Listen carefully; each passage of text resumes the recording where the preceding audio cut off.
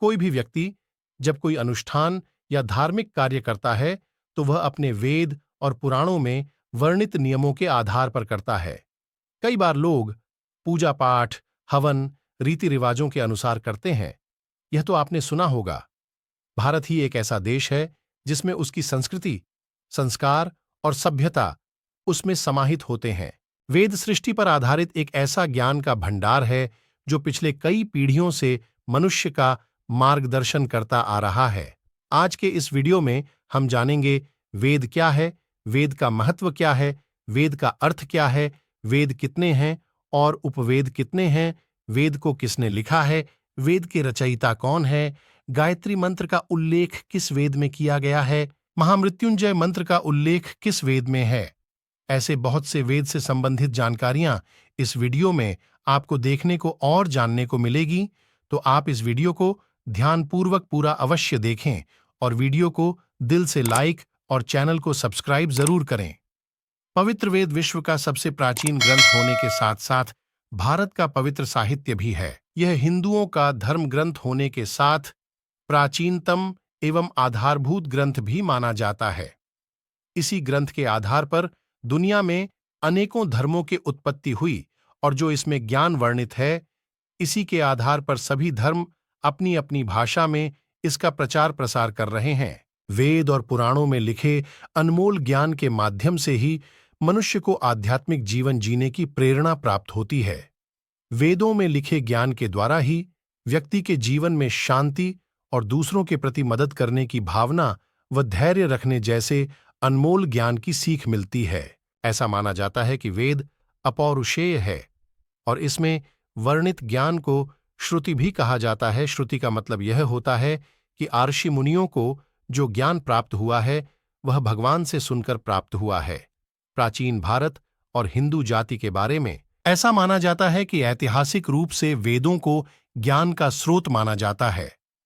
पवित्र वेद में ज्योतिषी शास्त्र, औषधि गुण, विज्ञान, भूगोल, धर्म, सृष्टि व संगीत आदि अनेकों प्रकार के ज्ञान वर्णित या लिखा हुआ है। वेद का अर्थ। वेद शब्द का जन्म संस्कृत भाषा के विद धातु से हुआ है, जिसका अर्थ जानना होता है, यानी कि वेद का हिंदी में मतलब ज्ञान है। आपको बता दें, वेद का ज्ञान अनंत है, मतलब जिसका कोई भी अंत नहीं है। वेदों में लिखा गया ज्ञान बहुत ही बहुमूल्य है, जो कि मनुष्य जीवन के उत्थान के लिए महत्वपूर्ण है। वेदों के ज्ञान को समझकर व्यक्ति अपना जीवन में सुखमय बना सकता है। वेद के रचयिता कौन है? पवित्र वेद के रचयिता महर्षि वेद व्यास जी को माना जाता है। महर्षि वेद व्यास का पूरा नाम महर्षि कृष्णद्वैपायन वेद व्यास है। ऐसा माना जाता है कि महाभारत ग्रंथ की रचना वेद व्यास जी द्वारा रचित है। ऐसा भी माना जाता है कि पवित्र वेद का केवल हिंदी अनुवाद ही महर्षि वेद व्यास ने किया है। इस ग्रंथ के असली रचयिता कोई और है। वेद कितने हैं? पवित्र वेद को कुल 4 भागों में विभाजित किया गया है, जिसका संक्षिप्त वर्णन आप नीचे देख सकते हैं। 1. ऋग्वेद। पवित्र वेद ग्रंथ के पहले भाग का नाम ऋग्वेद है और यह पद्यात्मक रचना है। इस भाग में विभिन्न प्रकार के देवी देवता का वरदान देखने के साथ साथ ईश्वर की प्रार्थना स्तुति भी लिखी गई है। ऋग्वेद में देवलोक में देवताओं की क्या स्थिति है, इस विषय में वर्णन किया गया है। इसमें कुल 10 अध्याय, 472 मंत्रों के साथ साथ 1024 सूक्तियां हैं। इस भाग का मूल आधार ज्ञान है। 2. यजुर्वेद। पवित्र वेद का दूसरा भाग यजुर्वेद है। इसकी भी रचना गद्यात्मक है। यजुर्वेद का हिंदी में मतलब यह होता है यज्ञ। इसमें अग्नि के माध्यम से देवताओं को दी जाने वाली आहुतियों के बारे में विस्तृत रूप से वर्णन मिलता है।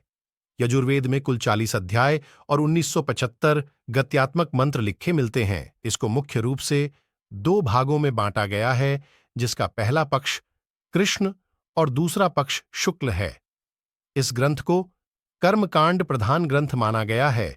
इसमें आर्यों की सामाजिक एवं धार्मिक जीवन शैली के बारे में विस्तार से व्याख्या की गई है। 3.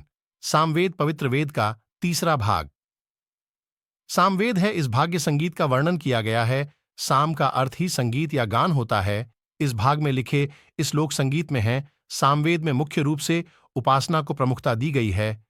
इस भाग के ज्यादातर श्लोक ऋग्वेद से लिए गए हैं। इसमें 27 अध्याय और 1875 संगीतमय मंत्र हैं। 4. अथर्ववेद पवित्र वेद का चौथा और आखिरी भाग अथर्ववेद है। अथर्व का हिंदी में मतलब अभिचार होता है, यानी यह अभिचारों का वेद है। किस भाग में रहस्यमयी विद्वानों और उनके द्वारा किए गए चमत्कारों व आयुर्वेद का ज्ञान समाहित है, जो कि व्यक्ति के सांसारिक सुखों की प्राप्ति के लिए बहुत ही उपयोगी साबित होता है। अथर्ववेद में रोगी को किस प्रकार ठीक किया जाना है, धन की प्राप्ति के लिए क्या किया जाए, पापों के प्रभाव को कैसे दूर किया जाता है, वशीकरण, प्रेम, जादू टोना, विवाह आदि के बारे में वर्णन किया गया है। इसमें आरोग्यम धर्म के लिए 20 अध्याय और 577 कविता मंत्र वर्णित है। इस वेद के 2 भाग हैं, पहला पिप्पलाद और दूसरा शौनक है। वेद के अंग। पवित्र वेद के कुछ अंग भी हैं। इन वेद के अंग को वेदांग कहा जाता है। वेद के कुल 6 अंग हैं जो नीचे लिखे गए हैं। शिक्षा, कल्प, निरुक्त, व्याकरण, छंद, ज्योतिषी, उपवेद कितने हैं। जिस प्रकार पवित्र वेदों के 4 भाग हैं, उसी प्रकार 4 वेदों की शाखाओं रूपी निकले ज्ञान को उपवेद कहते हैं। पवित्र वेद की 4 भाग से, यानी 4 वेदों की प्रत्येक शाखा से एक एक उपवेद होता है, जिनके नाम आप नीचे देख सकते हैं। 1. आयुर्वेद। आयुर्वेद का संबंध चिकित्सक है। यह अर्ग्वेद का उपवेद है। आयुर्वेद में 2 शब्द हैं, पहला आयु और दूसरा वेद। इसका सीधा सा मतलब है जीवन जीने का बोध आयुर्वेद में है। 2. शिल्पवेद। शिल्पवेद शिल्प कला का शास्त्र है और यह अथर्ववेद का उपवेद भी है। इसमें व्यक्ति को कलाकारी की जानकारी प्राप्त होती है, जैसे किसी चीज का निर्माण या शिल्प ज्ञान संबंधित जानकारी इसमें वर्णित है। 3. गंधर्व वेद।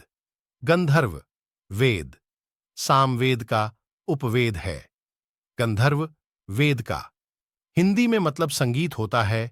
इसमें लय, स्वर, ताल, रागिनी आदि का वर्णन देखने को मिलता है।